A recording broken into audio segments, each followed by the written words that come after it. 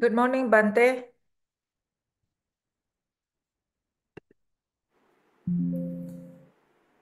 Good morning, Bhante.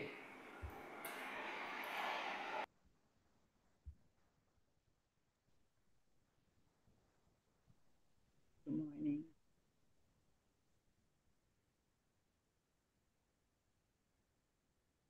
Are you ready with your questions? Oh, we have maybe We have a few minutes, Bhante, before we officially start. we have 4 minutes and we can wait. Yes, Bhante.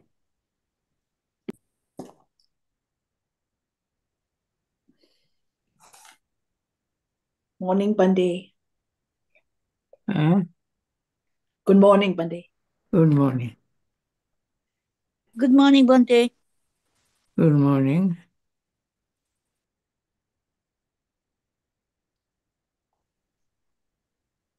Good morning, Bhante. Good morning.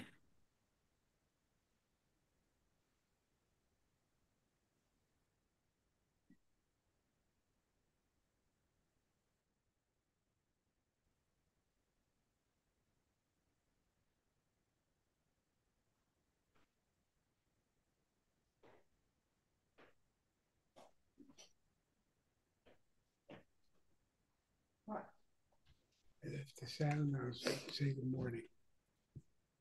I put it on.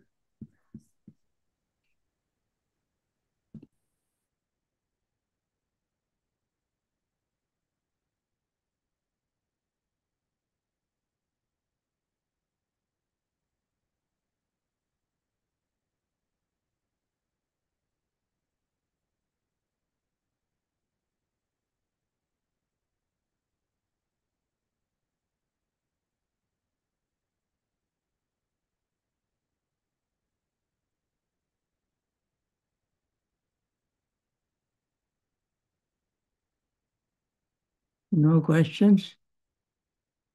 No Good. questions yet, Bhante.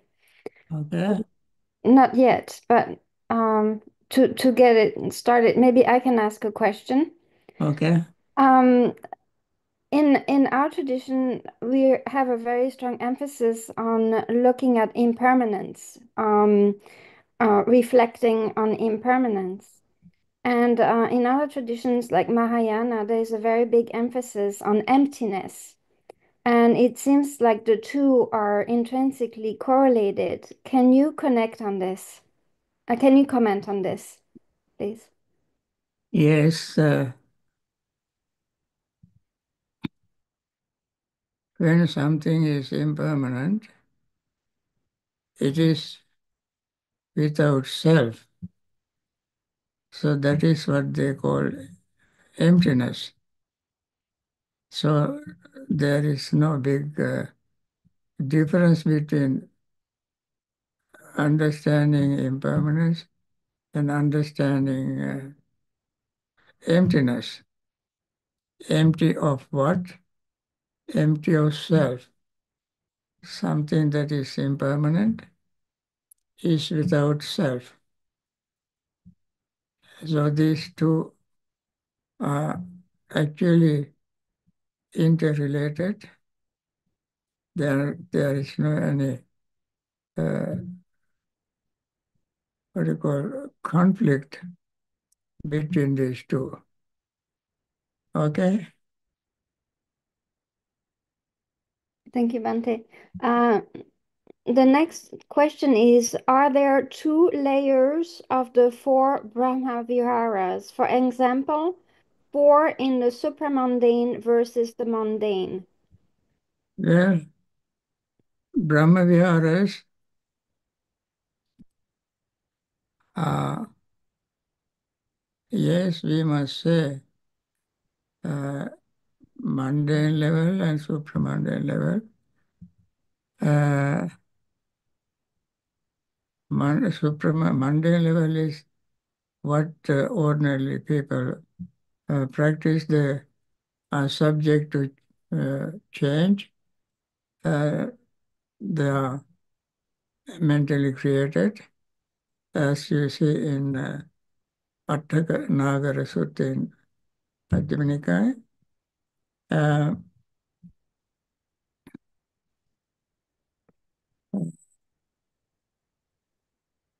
So, Viveka Nishita, Viraga Nishita, Nirodha Nishita, Vasagga Parinaming, Mettan Chittam Bhaveti. That is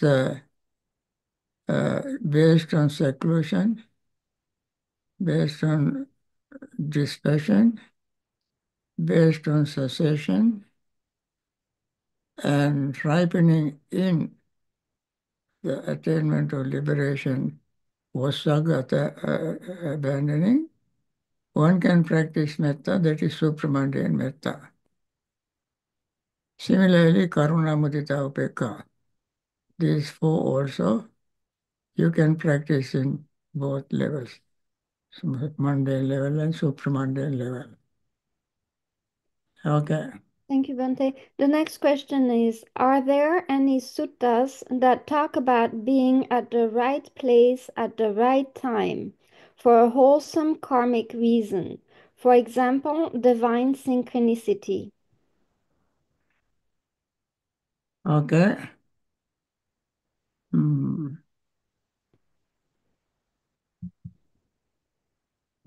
There is no particular sutta, but there are stories of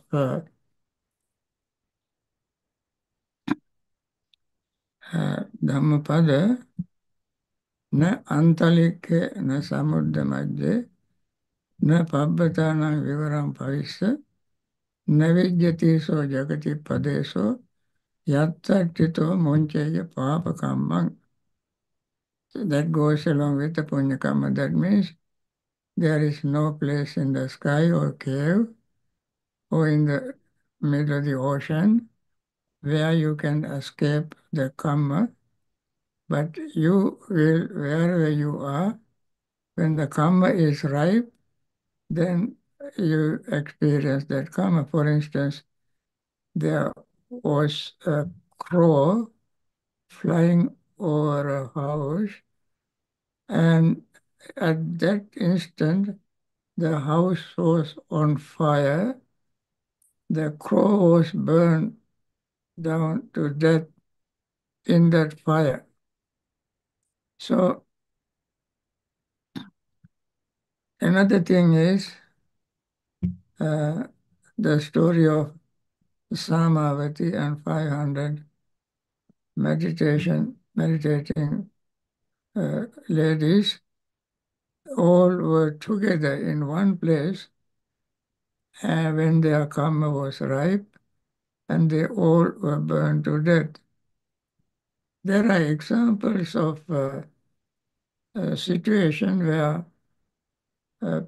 people all assemble to one place. That instant, when they all are together, something happened that can affect them, even destroy their life. So,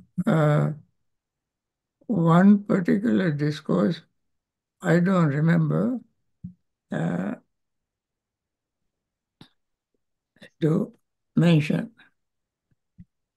Okay, next. Bhante, the next question is, regarding the 8 worldly conditions, should we reflect on them during meditation or at all times, all the time? Would this reflection be considered keen investigation of the Dharma? Yes, that is investigation of the Dhamma. We should reflect on them in meditation as well as out of meditation, and that reflection definitely is the second factor of enlightenment, investigation of Dhamma. These 8 conditions are revolving us, or we revolving around us, and we revolve around them, as we discussed yesterday. And therefore, there is no moment we can avoid them. And for instance, this very instant that we are talking, discussing, answering questions, these eight, at least one or two of them, one pair or two pairs, work together. For instance, uh, sometimes answers that I give may not satisfy some. At that time, the purple person will be disappointed. That is dukkha. If somebody is satisfied with my answer, and that is sukha, happiness. So sukha dukkha occurs even this very moment. And this has been happening to people all the time, from morning till evening. Uh, these eight conditions happen. As soon as they happen, we must reflect on them. This is impermanent. This is suffering. This is altering. Viraga Dhamma, Nirodha Dhamma, Sankata, Paticca Sampanna, and so forth. We have to reflect on them so that we can stay in equanimous state of mind. Okay? Thank you, Bhante. The next question is, if you keep thinking about how things are impermanent, unsatisfactory, and non-self, will you develop wisdom? Or do you need to meditate to achieve the deeper understanding and thus wisdom? Okay. Keep thinking of impermanence, unsatisfactoriness, selflessness itself is it itself helps to some extent, but more importantly, seeing impermanence in one's own experience, uh, in one's own body, feeling, perception, thought, and consciousness. Thinking of them is helpful to some extent, but experiencing them is far more important. And that experience is the required factor to free the mind from clinging and rejection and confusion. That is lobha, dosa, moha. Lobha is clinging, dosa is rejection, resentment, moha is confusion. So these conditions we have to uh, see happening within us. For instance, I think I have mentioned many times, while you are breathing, we know our blood gets oxygen that circulates around the body, and then it will be depleted and oxygen free. Blood cells return to heart, heart pumps to lungs, lungs charged with oxygen, and this cycle keep repeating within oneself all the time. This is an experience at least breathing. Constantly we breathe in and out. That is an experience of impermanence. And in order to pump oxygen into our lungs, we repeat this. The repetition of this unsatisfactory because it is impermanent. And there is no way to control this. That is called non-self. So we can see this within our own experience. So that seeing them happening themselves is our experience. That experience focusing mind on, and that experience is meditation, and that will deepen our awareness of the truth as it is. We always talk about seeing things as they really are. This is how we see things as they really are. Okay. Thank you, Bhante. The next question is, if anyone attains stream entry, does it benefit their parents in any ways? Of course, one who enter the stream entry will behave differently from other members in the family, and therefore the one who attains that state helps uh, that person's parents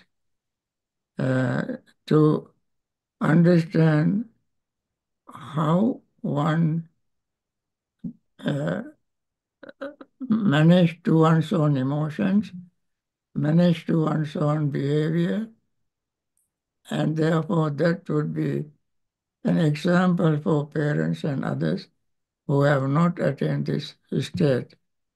For surely that person will be of great help to others. Okay. Thank you. Thank you, Bhante. The next question is, how many lay people have attained enlightenment? What suttas are there that discuss this? Does the Buddha specifically say that living a lay life is difficult if one wants to attain enlightenment? Okay. How many lay people have attained enlightenment is a difficult question to answer because we don't know how many. We can perhaps count our number more than our uh, fingers in our hands. But it is possible that, for instance, Visakha, when she was 7 years old, she saw the Buddha and she attained enlightened stream entry. Then uh, people like that, and lay people, uh, Super Buddha, and uh,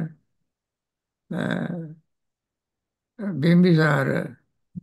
Bimbisara was even a king. He attained the stream entry. And it is in some discourses, as Buddha delivered the discourse, while listening to it, some people attain the stream entry.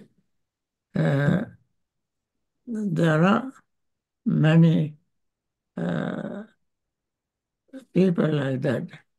So,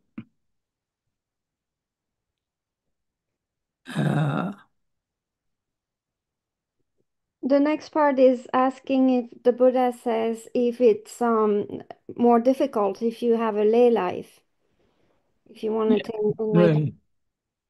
surely lay life is somewhat difficult because they have too many commitments.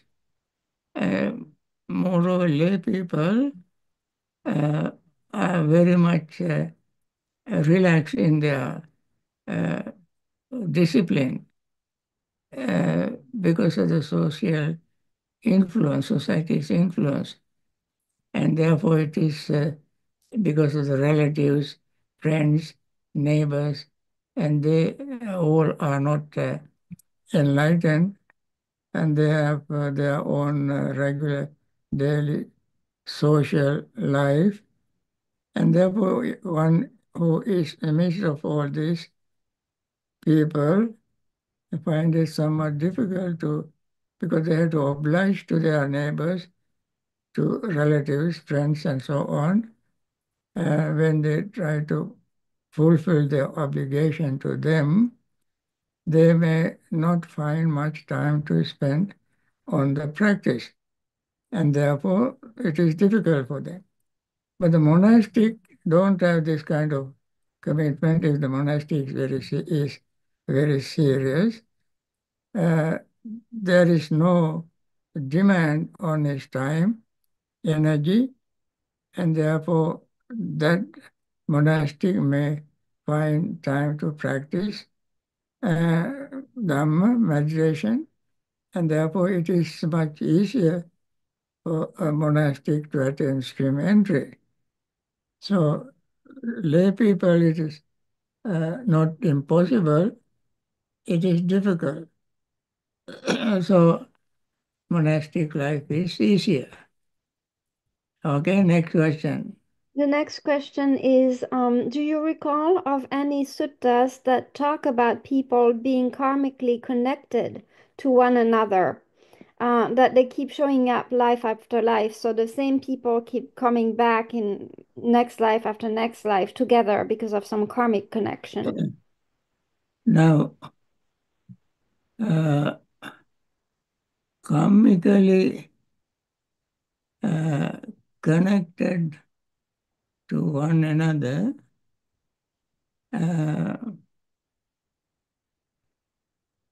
if you are asking me to give you a sutras, um,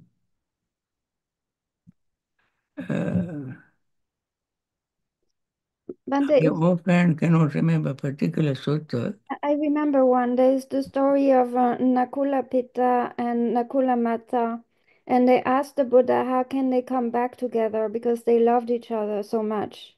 And he gave an answer that if they practice the same way, they keep having the same aspiration, they will come back in the next life.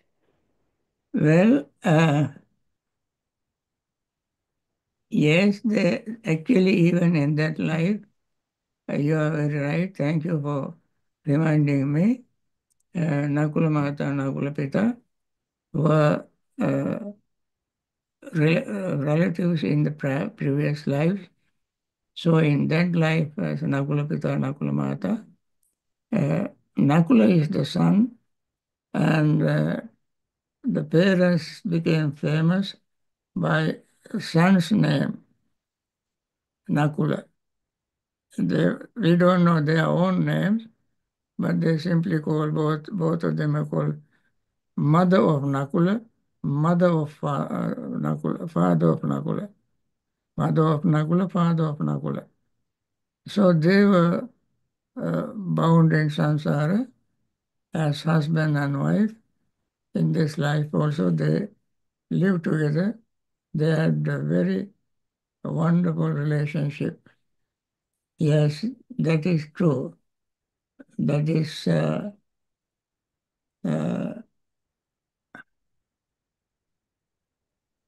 yes. Next question. The next question is, how can one practice Buddhism and hold political views? Practice Buddhism and hold Political political, views. political view. Practicing Buddhism, while practicing Buddhism, uh, one can hold political views. For instance, in Buddhist countries, there are millions of people who follow Buddhism. At the same time, when it comes to politics, they want uh, they want to apply Buddhist principle into their politics, political life. For instance, they want to have metta for all beings. They want to treat all with compassion, building hospitals, schools, taking care of children, husbands and wives with compassion. And there is a discourse called Sigalovada Sutta, which is given by the Buddha in Digha Nikaya. You can see that sutta. And Buddha has given a whole list of things for them to do. As Buddhists, they can do that. And therefore, becoming Buddhist and becoming politics is just the application of Buddhist principle into political life.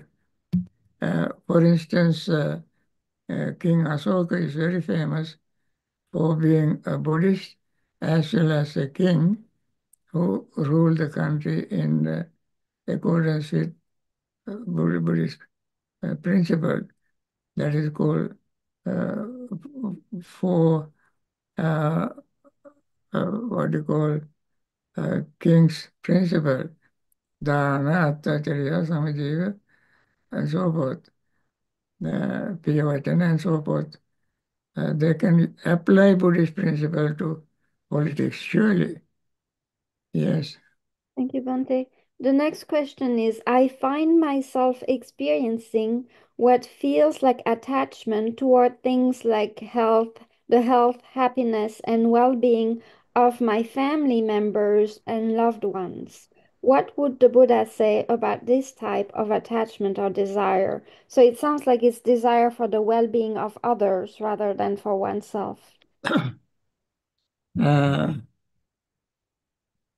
The experience, the feeling, it is a very good feeling, it's a good thought that you cultivate for uh, wishing others well-being, others happiness, uh, and not only your family members, your neighbors, friends, relatives, and so forth.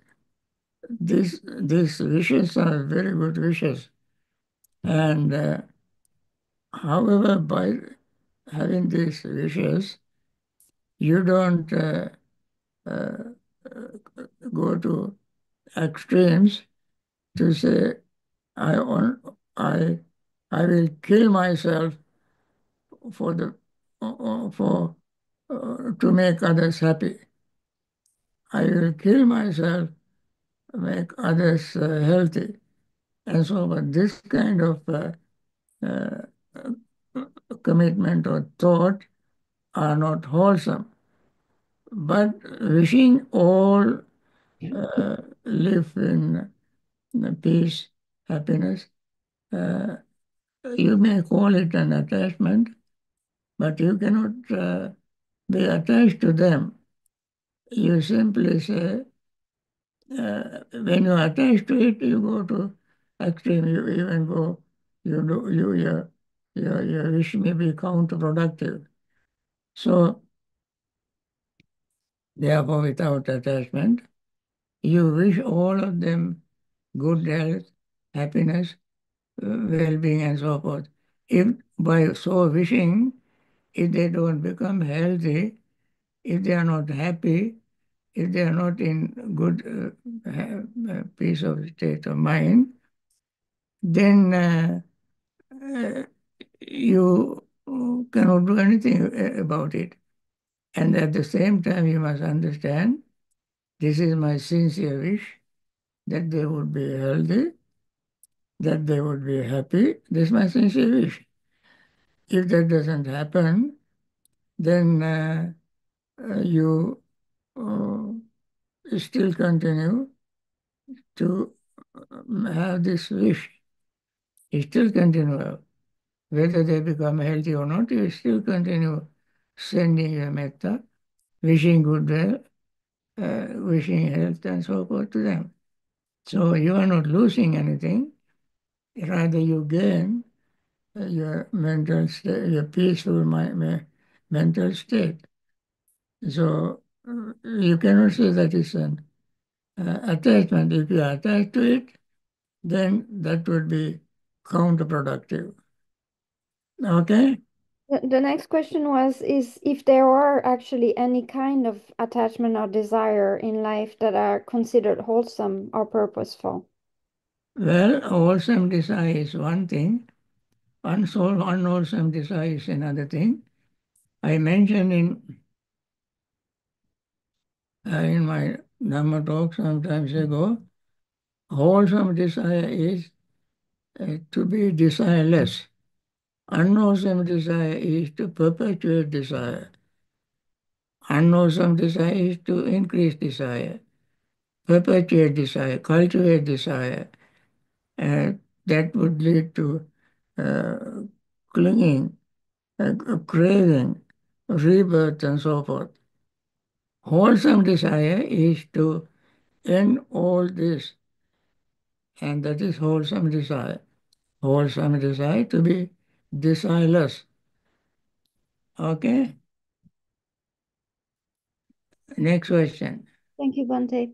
The next question is writing one or two lines of some sutta, for example, the Diamond Sutta, or reciting every day something that's part of Dhamma teaching, can it help reduce bad karma and lead one to attain enlightenment in this life?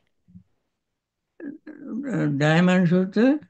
Yeah, for example, like writing some lines of a sutta every day, or reciting some sutta every day, can it help us to reduce the bad karma that we have and lead us to attain enlightenment? I think to recite every day, there are many suttas, mostly Karaniya Metta Sutta, Ratana Sutta, Mangala Sutta, Parabhava Sutta, and Vasala Sutta. These are very important suttas to recite, remember the meaning. For instance, Karaniya Metta Sutta is the metta practice in discourse. Karaniya means should be done. Sutta, not should be recited. Of course, if one recite the Metta Sutta, while reciting, the person must sincerely wish what the sutta tells. So, for instance, Mettancha Sabbalokasming, Manasang Bhave, Aparimanam, may all beings be well, may all beings be secure. When one recites these words from that discourse, one should sincerely mean that they should be free from affliction. May they all be secure, protected from all evil forces, evil things, sicknesses, calamities, and so forth. Before any of these things happen, we wish them to be free from all of them. May such evil forces will not affect them. For instance, there are areas where there are natural disasters like hurricane, volcanoes, typhoon, and so forth. These are natural disasters. So we want beings living in this area, may all these natural disasters not affect them. May they somehow escape from all these things. Like that, before they happen, one can wish them to be free from them and live, and may they be secure. May they be safe and live safely, securely. And also we wish may not wish one harm to another. Somebody may not wish harm to another. That means one should not think harming others, and they live in peace. Like that, one can recite these things while reciting the sutta, while chanting. Then Mangala Sutta, Mata Pitu Patthana, by supporting the mother and father is a blessing. So let me do this. If my parents are living, I want to support my mother, my father. I want to make sure them in good health, sure that if they are old, I take time to take care of them.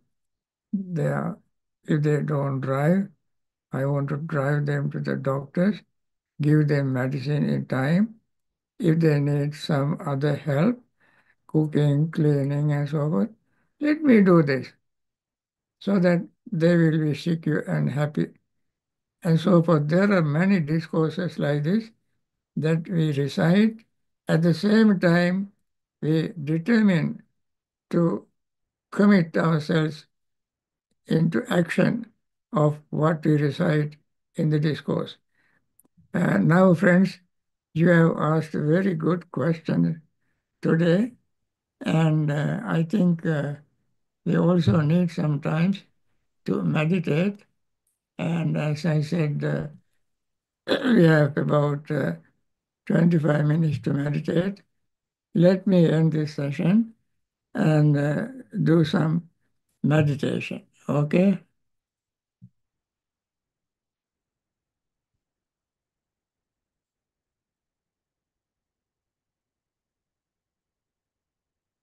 Okay.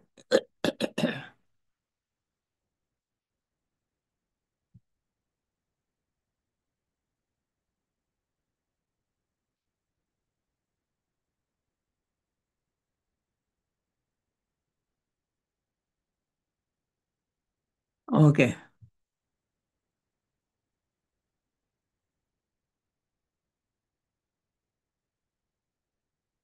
May all beings be happy and secure. May all beings have happy minds.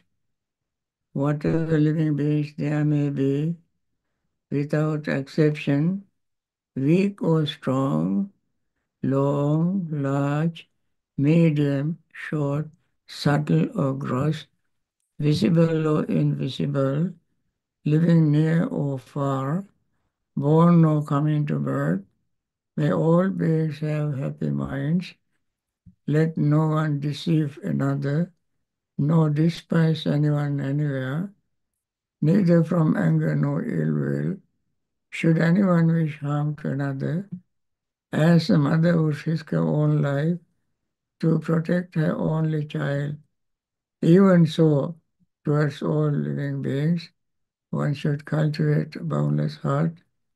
One should cultivate for all the world a heart of boundless loving friendliness, above, below, and all around, unobstructed, without hatred or resentment, whether standing, walking, sitting, lying down, or whenever awake. One should develop this mindfulness. This is called divinely dwelling here, not falling into erroneous views, but virtuous and endowed with vision, removing desire for sensual pleasures. One comes never again to birth in the womb. Now, friends, as I mentioned, in this recital, uh,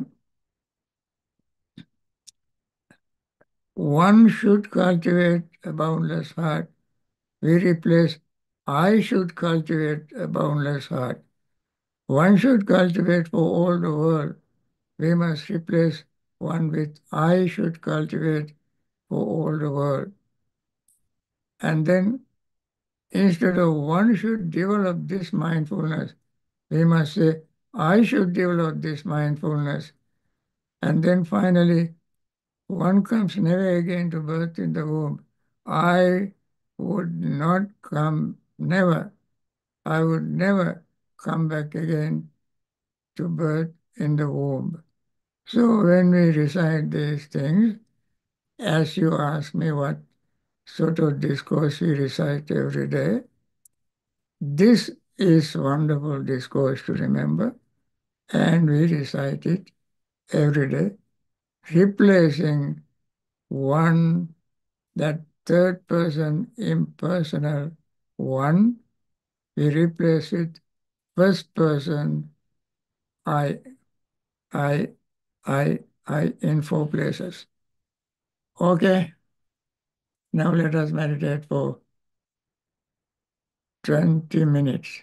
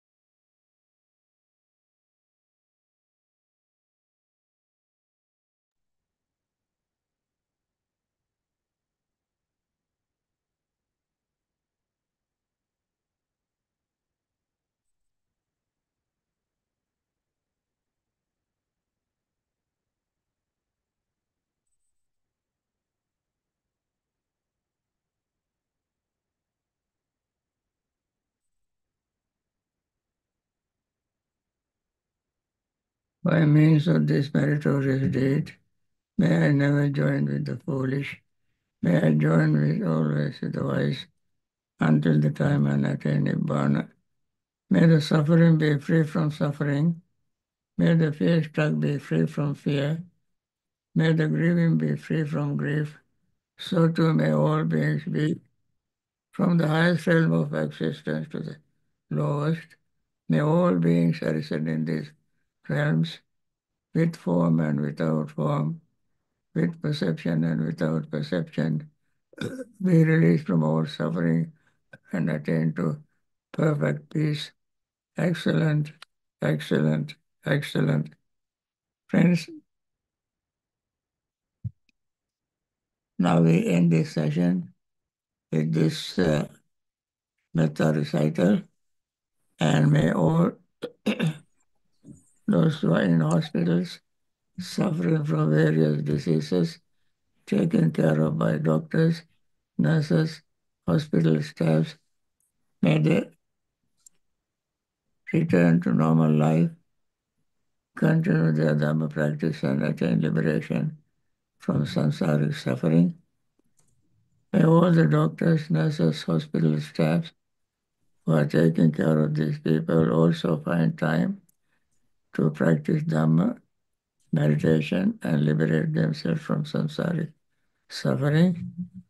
May all those who have lost their loved ones, may they find time to understand the nature of life and liberate themselves from samsaric suffering. May all those who are in trouble spots, war zones, poverty-stricken, discrimination, may they all find time to practice Dhamma, meditation, and liberate themselves from samsaric suffering. May all those who are in the northern direction, northeastern direction, eastern direction, southeastern direction, southern direction, southwestern direction, western direction, northwestern direction, up and below, all of them find time to practice Dhamma, meditation. May they all be well, happy, and peaceful. May you all attain liberation. So thank you. See you next Thank time. you. Thank you, Thank you, Bhante. Bhante. Thank you, Bhante. Bhante. Saranai Thank you, Bhante. Sadhu. Sadhu, Sadhu, sadhu. sadhu, sadhu. Everyone, Saranai Bhante. You always have good health, Bhante. Sarvan Sarana, Bhante. Buddha Saranai. Dr. Tanaka, Yes, thank you very much for your suggestions. my pleasure. I see you next month. Okay?